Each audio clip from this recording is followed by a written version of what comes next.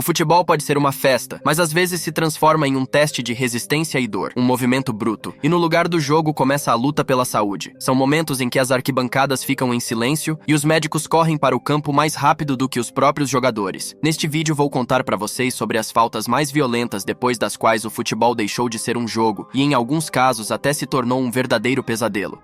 O primeiro episódio aconteceu no Bernabéu no jogo de volta das quartas de final da Liga dos Campeões, entre Real Madrid e Arsenal. Corria o minuto 59 e no placar agregado os madrilenhos continuavam perdendo por 3-0. As chances iam se esgotando. Os nervos dos donos da casa começaram a falhar. O jovem talento Miles Lewis Kelly recebeu a bola no meio-campo e partiu para a jogada. Valverde não alcançou a bola e Antônio Rüdiger imediatamente derrubou o inglês no gramado. Das arquibancadas e na transmissão ao vivo tudo pareceu algo comum, nada de extraordinário. Mas em seguida a câmera mostrou Lewis Kelly se contorcendo de dor, segurando o abdômen e a região da virilha. O árbitro só parou o jogo cerca de 20 segundos depois, e então os replays revelaram a verdade desagradável. Após a queda, Rüdiger passou correndo por cima do adversário e acertou com as travas da chuteira a região abdominal e da virilha do jovem inglês. É difícil até imaginar a dor de um zagueiro de 18 anos. Em alta velocidade, um jogador de futebol de 90 quilos passa por cima de você com as travas da chuteira. É surpreendente, mas o árbitro não viu no lance nem falta, muito menos cartão. A bola ficou com o Real e Rüdiger continuou em campo. O alemão escapou de qualquer punição por esse incidente. O primeiro cartão amarelo para ele só apareceu aos 85 minutos por uma cabeçada cabeça com cabeça em Merino. E já depois do jogo, Lewis Kelly publicou em suas redes sociais uma seleção de fotos da partida, e entre elas também esse lance da falta nele. Ele não deixou comentários, mas é óbvio que adicionou a imagem de propósito.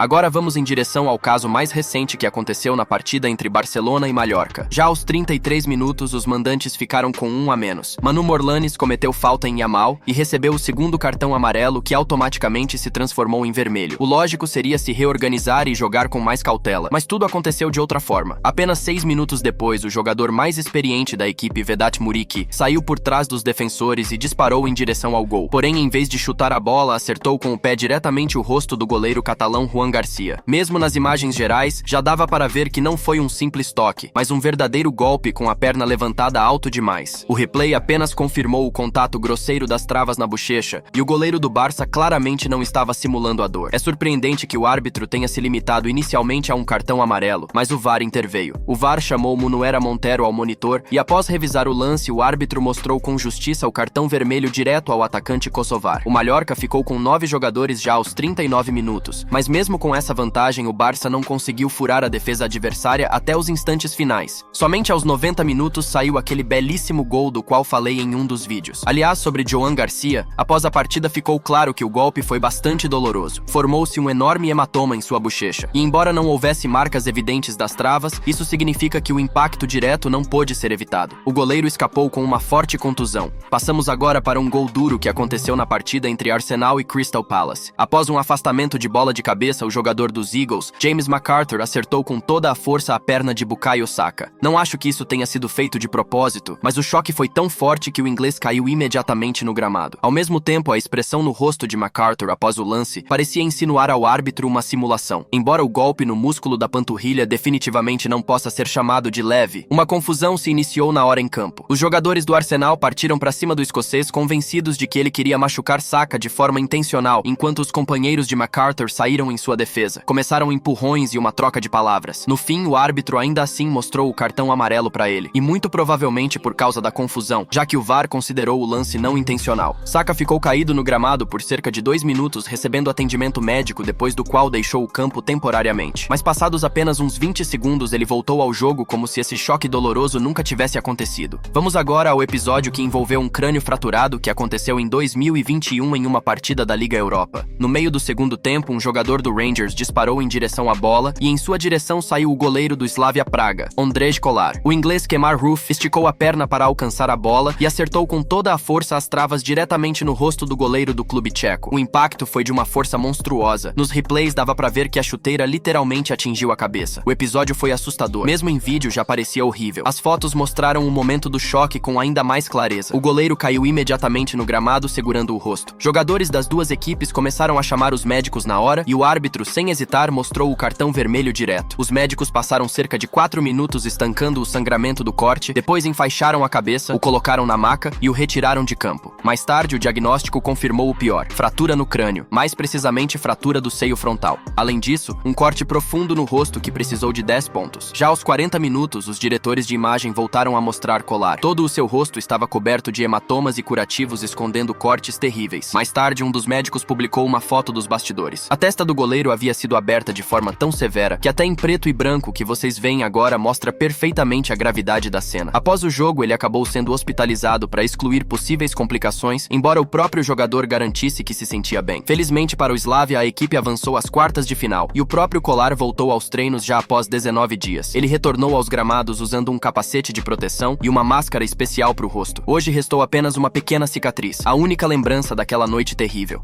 Voltamos agora a 2009. No jogo entre Liverpool e Chelsea em Anfield, já eram 91 minutos. Os Reds venciam por 1-0. O que fazer numa situação dessas? Claro, ganhar tempo. Os jogadores do Liverpool, em vez de cobrar o escanteio, optaram por uma jogada curta e, como manda a cartilha, começaram a gastar tempo perto da bandeirinha de escanteio. Mas o português José Bonsigua decidiu que não iria tolerar aquilo. Ele acertou Yossi Benayoun nas costas com as travas da chuteira para que ele acabasse com aquela encenação. Sim, o golpe não pode ser considerado dos mais fortes, mas vocês sabem muito bem que hoje, por algo assim, a punição seria imediata. E sabe o que aconteceu depois? O árbitro marcou falta a favor do Chelsea. Ou seja, ele não recebeu nem cartão amarelo, nem vermelho e sequer uma advertência verbal. E ainda assim, sua equipe ganhou uma cobrança de falta por um lance claramente faltoso. Sim, o futebol daquela época era duro. Afinal, imaginem, hoje em dia ele certamente veria um cartão vermelho direto por conduta antidesportiva. O comitê disciplinar classificaria o episódio como agressão intencional e o resultado seria severo, com 4 a 6 jogos de suspensão. E na era da internet, esse momento teria se espalhado pelo mundo inteiro, gerando enorme repercussão.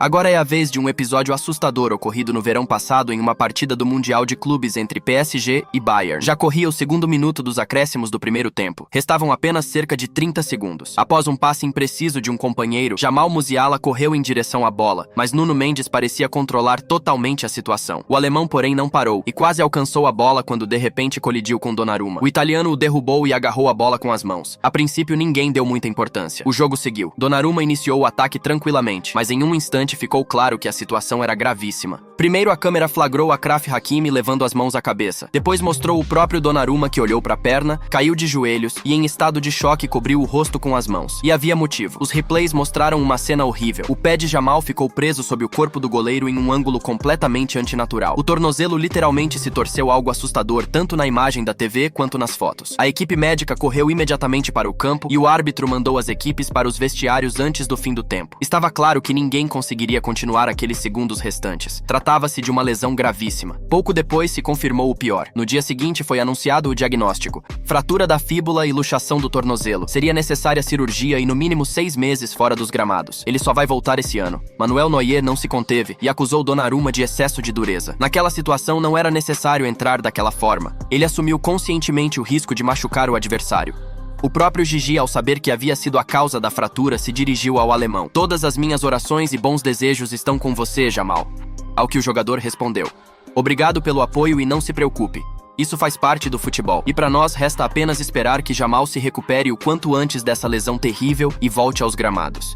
E até mesmo companheiros de equipe podem se machucar entre si. Um dos episódios mais assustadores aconteceu em 2020 em um jogo entre Arsenal e Manchester City. Eram 80 minutos e os Citizens venciam com tranquilidade por 2-0. Nada indicava que algo ruim fosse acontecer. O goleiro dos Gunners, Bernd Leno, deu um chutão para o campo de ataque. Nesse momento, Ederson, goleiro do City, entrou na disputa com toda a força, potência e velocidade, acertando com a testa a cabeça do desprevenido Eric Garcia, que tinha 19 anos. O espanhol caiu imediatamente no gramado sem se mover. Os jogadores em pânico chamaram a equipe médica, pois era claro na hora que algo terrível havia acontecido. Enquanto os médicos corriam para o campo, os diretores de transmissão sequer mostraram o replay. Aos espectadores foi exibida apenas uma imagem distante, mas ela já dizia muito. Ao aproximar um pouco, dava para ver que Garcia havia recebido um golpe de força monstruosa. Ele literalmente foi arremessado como se tivesse sido lançado por uma mola. Alguns jogadores do City levavam as mãos à cabeça chocados enquanto os médicos tentavam reanimá-lo. Ninguém entendia exatamente o que estava acontecendo, mas a equipe médica trabalhava sem parar. Foram necessários 8 longos longos minutos de atendimento de primeiros socorros. No fim, Garcia foi colocado na maca e retirado de campo, e a cena era igualmente assustadora. O espanhol estava com um colar cervical para descartar qualquer lesão na coluna durante o transporte. Colocaram uma máscara de oxigênio em seu rosto para manter a respiração e fornecer oxigênio ao cérebro após o impacto, e o corpo foi fixado a uma prancha de imobilização com cintas rígidas para evitar qualquer movimento e impedir o agravamento de possíveis lesões. Depois de uma colisão dessas, era assustador até pensar as consequências de uma concussão cerebral. Parecia óbvio, mas ainda havia o risco de fratura no pescoço, o que poderia tirar o jogador do futebol para sempre. Porém, Garcia teve muita sorte. O diagnóstico se limitou a uma concussão. Logo, ele recebeu alta do hospital e apenas 13 dias depois já voltou a atuar.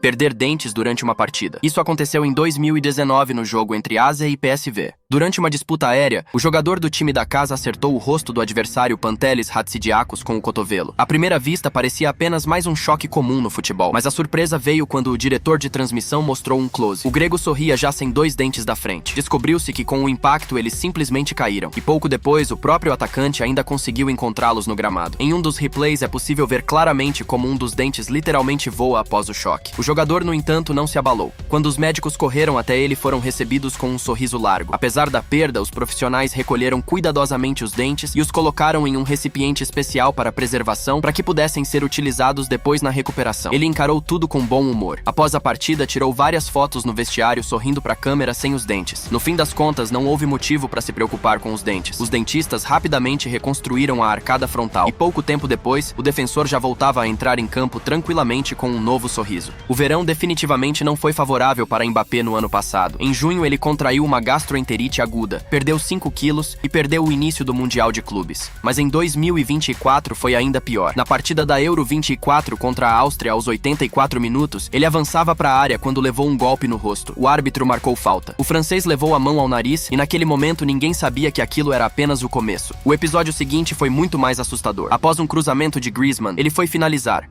mas acabou se chocando com toda a força no ombro de um austríaco. Os replays mostraram que o impacto foi monstruoso e nas fotos dava para ver como o nariz de Kylian se deformou na hora. A cena era chocante.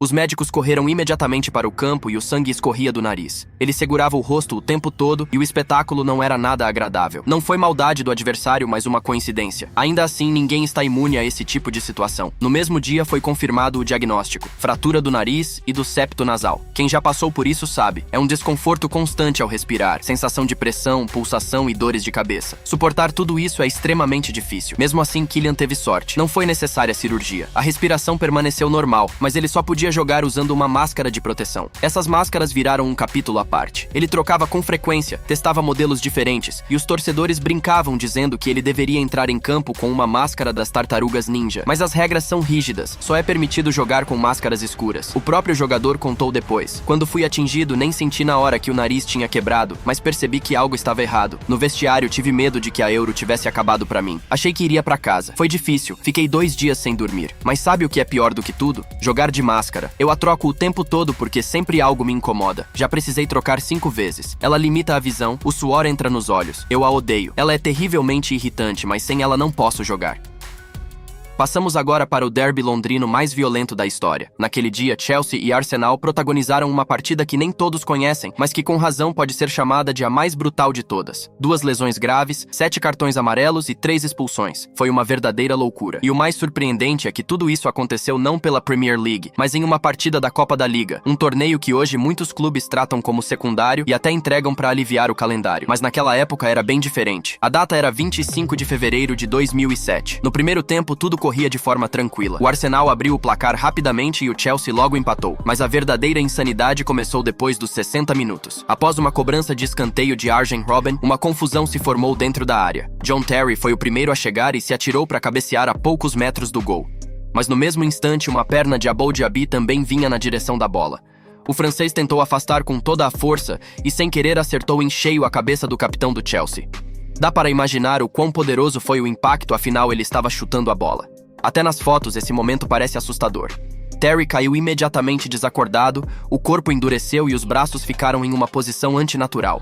Os jogadores em pânico chamaram os médicos e a equipe médica correu para o campo para salvar o jogador. O estádio mergulhou em choque. Os torcedores levavam as mãos ao rosto. José Mourinho perguntava aos árbitros o quão grave era a situação para decidir sobre uma substituição. Os fãs do Chelsea estavam especialmente apreensivos. Apenas um ano antes, Peter Cech havia sofrido uma grave lesão na cabeça e desde então jogava com um capacete de proteção. Agora o capitão também estava em risco. Somente após 6 minutos angustiantes, John recobrou a consciência. Foi colocado na maca e retirado de campo sob aplausos tanto da torcida do Chelsea quanto dos torcedores do Arsenal. Mais tarde, soube-se que a situação havia sido ainda mais grave do que parecia. Terry perdeu completamente a consciência e chegou a parar de respirar. Os médicos realizaram respiração artificial de emergência. Felizmente, não houve fratura no crânio, lesão no pescoço, nem sequer concussão cerebral. O diagnóstico foi contusão no rosto e na mandíbula, além de uma perda momentânea de consciência causada pelo impacto. Naquela mesma noite, o capitão já havia se recuperado, apareceu diante dos companheiros e até brincou com os jornalistas. E algumas semanas depois, voltou aos treinamentos. Quanto ao próprio jogo, 5 minutos depois, quem deixou o campo foi o próprio Diaby, também lesionado. E aos 96 minutos, uma confusão estourou no meio-campo após um lance de jogo. No fim das contas, o primeiro a ser expulso foi John Obi Mikel do Chelsea. Em seguida vieram as expulsões de Kolo Touré e Emmanuel Adebayor do Arsenal. O árbitro ainda distribuiu vários cartões amarelos e até o apito final, o número total chegou a 7. A partida terminou com a vitória do Chelsea. Didier Drogba marcou o gol decisivo e os Blues venceram por 2-1, conquistando a Copa da Liga da temporada 2006-07.